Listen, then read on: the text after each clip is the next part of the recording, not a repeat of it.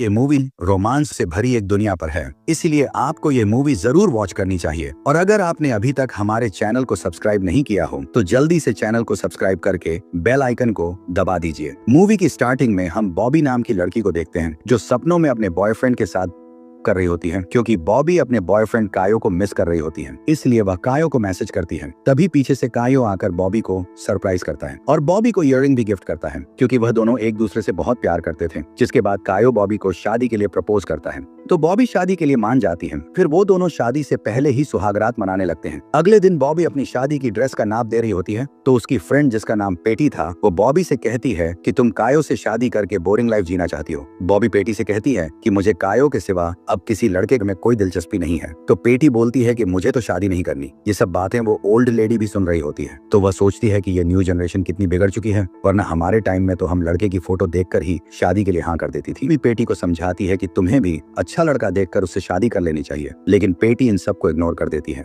अगले सीन में हम बॉबी को ऑफिस में देखते हैं, क्योंकि बॉबी का कायो की गर्लफ्रेंड के साथ उसकी बिजनेस पार्टनर भी थी और वो कायो के ट्रांजैक्शन देखा करती थी। आज कायो की कोर्ट में पेशी होती है, इसलिए बॉबी अपने असिस्टेंट त्यागो के साथ कोर्ट में जाती है जहां सुनवाई होने वाली थी। फिर हम कोर्ट में मार्को को देखते हैं, जो कोर्ट का जज था। मार्को और बॉबी दोनों एक दूसरे को घूर रहे होते हैं, जिसके बाद मार्को कायो से कहता है कि तुम्हारे ऊपर कई सारे केस लगे हैं। तुम्हारा मेला कोटी और तिगोंग गवाही देता है कि हमने ऐसा कुछ भी नहीं किया और हमारा उस कंपनी के साथ कुछ लेना देना नहीं है। तो मार्को कायो को भाई इज्जत भरी कर देता है, लेकिन बॉबी का ध्यान तो मार्को के ऊपर था, क्योंकि बॉबी का दिल उस पर आ चुका था। कोर्ट डिसमिस होने के बाद वो कोर्ट से बाहर निकल जाते हैं, लेकिन अपने केस की फाइल वहीं भूल जाते हैं। बाहर आने के बाद कायो वहां से दूसरी मीटिंग के लिए निकल जाता है। बॉबी त्यागो को नेक्स्ट दिन होने वाली बैचलर पार्टी में आने को कहती है, लेकिन त्यागो आने से मना कर देता है। उसके बाद हम बॉबी की बैचलर पार्टी देखते हैं, जहां बॉबी की सारी फीमेल फ्रेंड आई होती है और वह उस पार्टी के मजे ले रही थी। बॉबी को पार्टी में कई सारे गिफ्ट भी मिलते हैं, लेकिन एक गिफ्ट के अंदर उसे कायो और दूसरी लड़की के साथ के फोटो मिलते हैं। ये देखकर बॉबी पूरी तरह डिप्रेशन में जाने लगती है और खुद को वशरम में बंद करके रोने लगती है। त्याग भी वहाँ आ जाता है। दोनों मिलकर बॉबी को समझाने लगते हैं कि तुम उसके लिए इतना क्यों परेशान हो रही है, तुम्हें उससे भी बड़े हार वाला लड़का मिल जाएगा। जिसके बाद बॉबी बाहर आकर कायो से बदला लेने के लिए उसके ऑफिस जाती है। दरअसल बॉबी को उस लड़की के बारे में जानना था जो फोटो में कायो के साथ थी, लेकिन कायो के ऑफिस का सिक्योरिटी गार्ड उनको अंदर नहीं जाने देता, तो पेटी उस गार्ड को अपने साथ ऊपर लेकर जाती है। बॉबी और त्याग कायो के ऑफिस में जाकर उस लड़की के बारे में ढूंढने लगते हैं, तो बॉबी को एक लेटर मिलता है,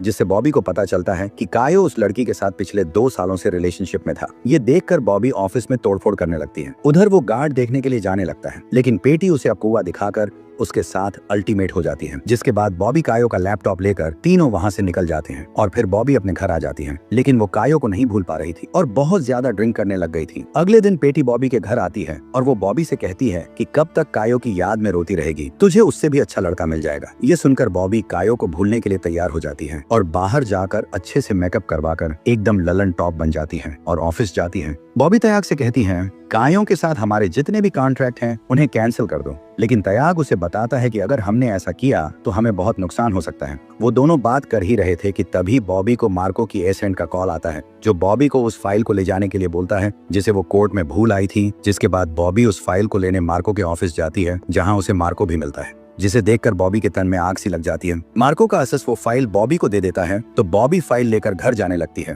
तभी वहाँ कायो आकर बॉबी से वापस उसके साथ रिलेशन में आने की भीख मांगने लगता है, लेकिन उसने बॉबी को धोखा दिया था, इसलिए बॉबी उसे माफ नहीं करती। कायो बॉबी के साथ जबरदस्ती कर रहा था, लेकिन वहाँ मार्को आ जाता है, जिसे देखकर कायो वहाँ से निकल जाता है। अगले सीन में हम मार्को और बॉबी को एक बार में ड्रिंक करते हुए देखते हैं, जहाँ वो दोनों आपस में बात कर ही रहे थे। वहाँ एक लड़की मार्को को देख रही होती है, तो मार्को उस लड़की के पास चला जाता है, तो बॉबी भी घर के लिए निकल जाती है। जाते हुए बॉबी पेटी को कॉल करके मार्को के बारे में बताती है, तो पेटी बॉबी से पूछती है कि तुमने उसके साथ किया, तो बॉबी बोल देती नहीं यार, इतनी अच्छी किस्मत कहाँ वो चला गया था, इसलिए मैं भी निकल आई। बात होने के बाद जब बॉबी घर आती है तो देखती है कि घर के अंदर सारा सामान बिखरा था, जैसे किसी ने आकर कुछ ढूंढा हो। ये देखकर बॉबी काफी डर गई थी, इसलिए वो त्याग को कॉल करके अपने घर बुला लेती है और वो दोनों घर की चीजें चेक करते हैं, तो उन्हें पता चलता है कि वहाँ से कोई भी चीज गायब नहीं हुई, बस सामान इधर उधर कर दिया है। फिर त्याग बॉबी से कहता है कि मैं तुम्हारा अच्छा दोस्त हूँ और मैं चाहता हूँ कि तुम हमेशा खुश रहो। बातों बातों में तिगो बॉबी को लाइन मारने लगता है, लेकिन बॉबी त्याग को मना कर देती है और कहती है कि हम हमेशा अच्छे दोस्त रहेंगे। यागो के वहाँ से जाने के बाद बॉबी बाइक क्लब कॉल करके उनके ग्रुप को ज्वाइन कर लेती है, क्योंकि वो अब अपनी लाइफ खुलकर जीना चाहती थी। तो चैनल को सब्सक्राइब और लाइक कर दीजिए और बेल आइकन को भी ऑन कर दीजिए।